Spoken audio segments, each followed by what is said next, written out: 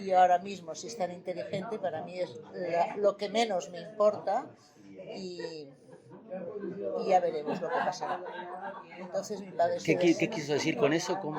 se desentendió totalmente. Para él la cultura, la educación no era importante, porque era un hombre muy primario, que había dejado de ir al colegio a los 8 años. Ajá. Y él no vio ninguna necesidad en acompañarme en esto. Entonces su En historia... esta escuela científica. Exacto, en hacer un bachillerato superior, en hacer una carrera científica, lo que sea. Entonces él fue como, menos mal, que me quito el peso de encima y una responsabilidad, esta es lista, tirará por donde sea. Vale. Entonces yo esto lo viví como el desamor y la desesperación más grande de mi vida. Con 13 años no tenía ni puta idea de nada, lo único que sabía era que era muy creativa y que era muy rápida aprendiendo, pero no sabía nada más. Y entonces esto me dolió tanto que no dije nada, y en julio, o sea, esto era en julio yo ya estaba trabajando para una compañía de seguros. O sea, empezaste a buscarte una vida laboral así como... Mintiendo en casa y mintiendo en la compañía de seguros, me di mis datos mal, como que yo tenía 16 y como era muy espabilada, y tenías 14. Y todavía no había cumplido 14. ¿Vale? Empecé a trabajar y me dieron como posición la telefonista recepcionista. Era tan simpática, tan alegre, tan despierta, que enamoré al director general, que era el actuario, que tenía 8 hijos, un señor encantador, y a los 6 meses de trabajar allí me pidió el teléfono de casa para felicitar a mi padre, que claro, no sabía mi padre que yo estaba trabajando. Y entonces se me descubrió todo el pastel, que no tenía la edad, que en casa no sabían que trabajaba.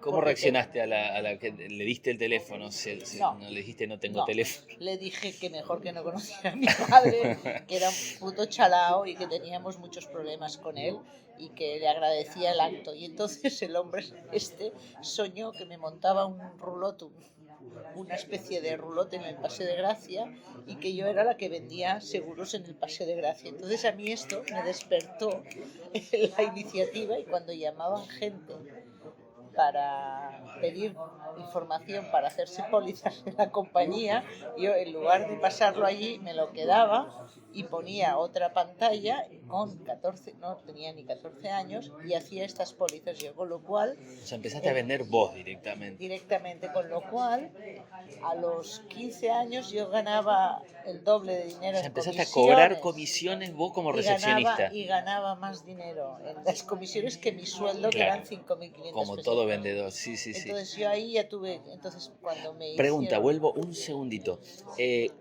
Esta cosa de escuchar a tu padre hablar eso, y es como... Y este impulso de salir a buscar curro, digamos. Era como, vos decís que me voy a apañar sola, pues me apaño sola. ¿O es porque me quiero ir de esta casa? Sí, 3 cosas. Primero, porque en mi casa era tantos tienes, tanto vales. La pasta era muy importante. Segundo, porque yo tengo que ser autónoma y a mí nadie me va a poner donde no quiera estar. Y tercera, porque yo voy a pedir de hecho ayer me removió mucho, porque cuando pedí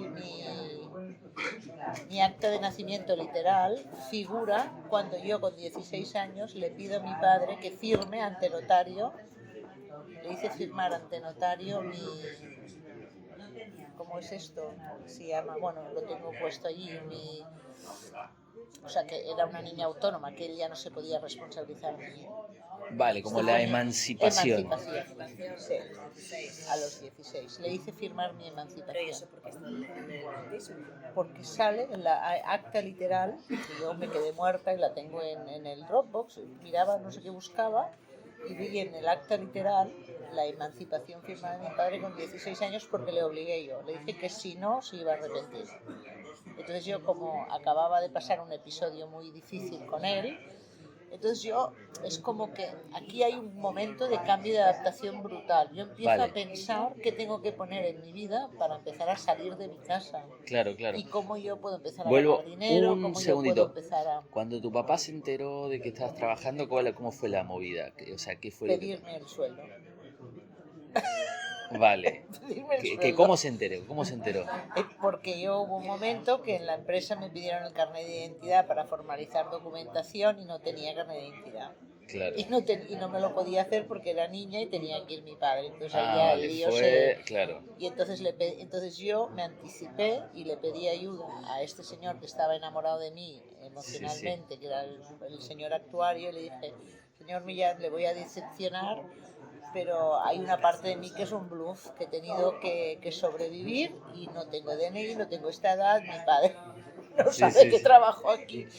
Entonces conté toda la verdad. Y se puso de tu lado, digamos. Y claro, me dijo, madre mía, esta niña, ¿de dónde sale? Pobrecita, ¿no? Entonces me apoyó mucho y hizo una cosa que me hizo sentir, yo me sentía muy mierda, muy mal, muy basura, y entonces él... Por mentir, digamos, por esto. Mentir, sí. Y entonces él puso a trabajar a dos de sus hijos conmigo para que aprendieran de mi ejemplo. Claro. Y entonces esto me reforzó, porque un señor que yo le tenía admiración y que tenía una figura paterna muy fuerte, me estaba dando síntomas de que estaba allí. Entonces allí fue un tránsito muy divertido, que me lo pasé bien, que tal, pero que yo no sabía ni por qué estaba trabajando allí, o sea...